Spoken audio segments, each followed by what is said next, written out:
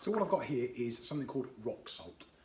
And rock salt is actually a mixture of salt and sand. And it's used to put on the roads in winter because it melts the ice on the road and improves the grip, makes it less likely that cars will crash. In this experiment, what I'm going to do is I'm going to separate the salt from the sand in the mixture of rock salt. Now, my first step is what I'm going to do is get a mortar and a pestle. I'm going to place some of the rock salt into the mortar and I'm going to crush it. And the reason that I'm going to do this is so make sure that the crystals of salt, which are quite big at the moment, are going to be really small. I'm going to break down those crystals, make them into small crystals, and that will help them dissolve in the next stage.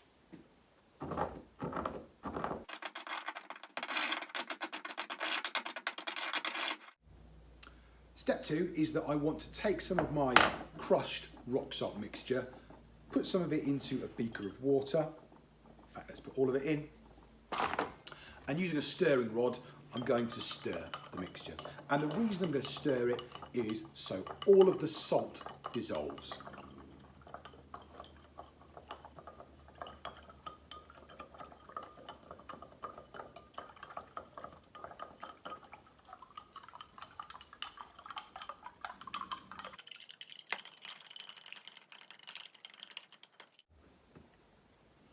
So I've given that a good stir and all of the salt has now dissolved.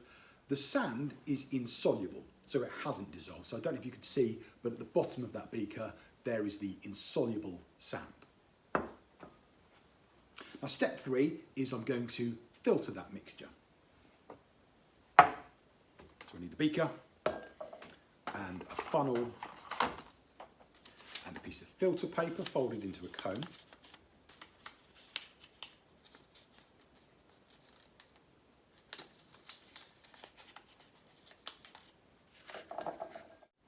So I'm now going to pour my dissolved rock salt mixture through my filter paper.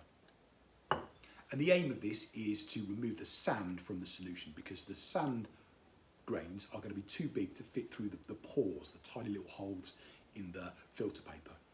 The salt, because it's dissolved in the solution, will go through those pores. So what I'm going to get in the bottom of my beaker is a solution of salt, but all the sand should stay in the filter paper.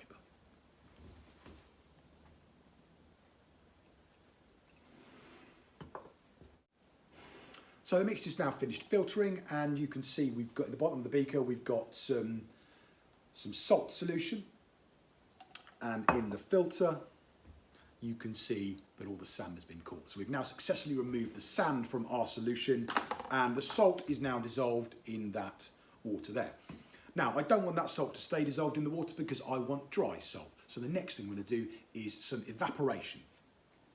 And as we saw earlier, evaporation is a technique you use when you want to separate a liquid from a soluble substance. So salt is a soluble substance dissolved in the water, so hence evaporation is the suitable technique here. So I'm going to take about 10 millilitres of my salt solution and place it into an evaporating basin. And the reason I only want to use about 10 millilitres is because if I used more than that, it would take quite a long time for the water to evaporate. So I'm just going to use a small volume, just 10 millilitres, so my solution evaporates quick. So because we're doing evaporation, I then need to heat my evaporating basin containing the solution. And the purpose of that is for the water to evaporate. So I've just turned off the Bunsen burner when the crystals began to form inside the dish. I'm just going to allow those crystals to continue forming there. So heating the solution has evaporated the water, leaving the salt crystals behind.